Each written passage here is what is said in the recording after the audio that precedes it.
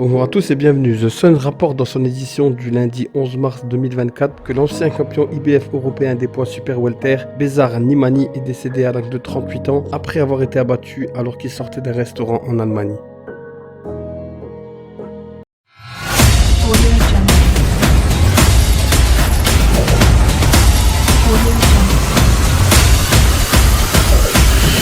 Audio Jungle.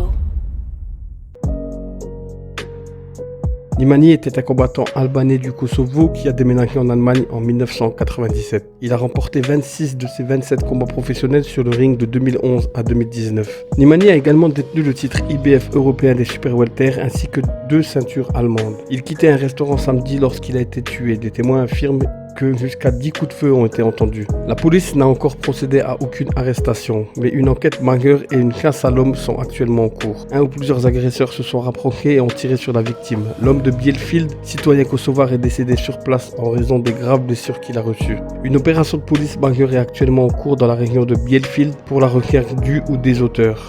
Le frère de Nimani, Berati, a annoncé la mort du boxeur sur les réseaux sociaux. Un message disait « Mon frère Besar Nimani a été tué aujourd'hui dans une embuscade à Bielefeld en Allemagne.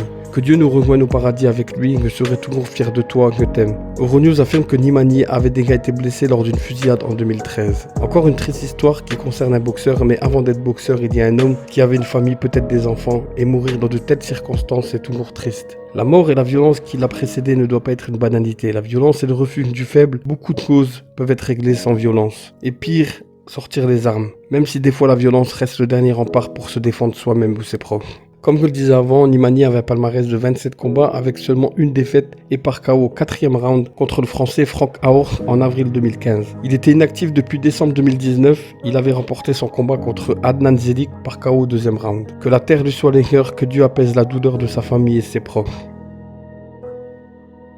Merci à tous d'avoir suivi la vidéo, n'hésitez pas à interagir avec moi dans l'espace commentaire, dans le respect et la bienveillance s'il vous plaît. Prenez soin de vous, à très vite pour une nouvelle vidéo.